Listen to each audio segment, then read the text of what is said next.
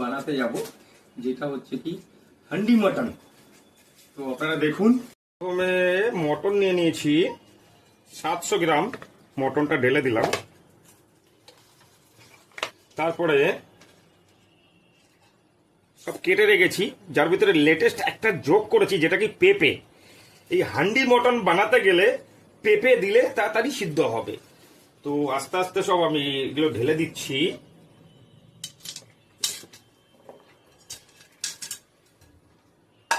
ওপর থেকে লেবুর রস নিচড়ে দেবো এইভাবে।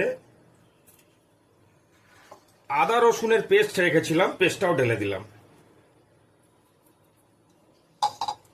আর এখানে ড্রাই মশলা আছে, যার ভিতরে জিরের গুঁড়ো, ধনের গুঁড়ো, লঙ্কার গুঁড়ো, লবণ আর টক দই ফাটানো, সেটাও ঢেলে দিলাম। এইবার ওপর থেকে সর্ষের তেল দেবো, সর্ষের তেল। এই হান্ডি মটনটা সর্ষের তেলে খুব ভালো টেস্ট হয়। পরিমাণ মতো দিয়ে দেবো। তারপরে হাত দিয়ে মাখালেও হবে, চামচ দিয়েই। আমি চামচ দিয়ে মাখাবো, কেন কি একটু আমার হাত জ্বালা করে। তো এইভাবে মিলিয়ে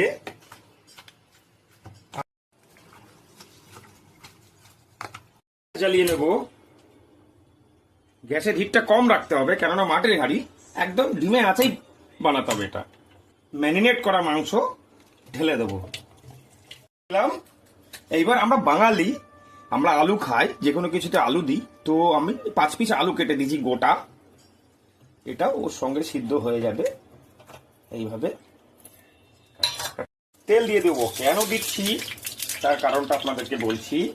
কেন মাটির হাঁড়িতে তেল গরম করলে হাঁড়িটা ফেটে যায়।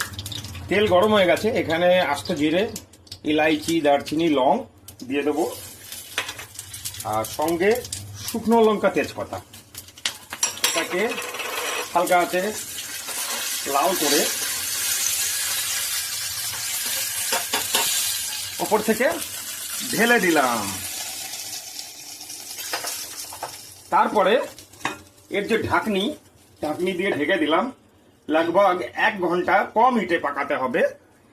বাস 1 ঘন্টা হয়ে গেছে, লগভগ 1 ঘন্টা ফুটেছে, এ রেডি হয়ে গেছে।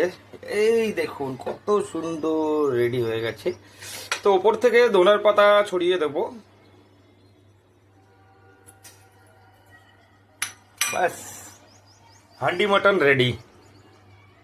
চলুন আসুন মজা নেই, খাওয়ার উপভোগ করি। Thank you.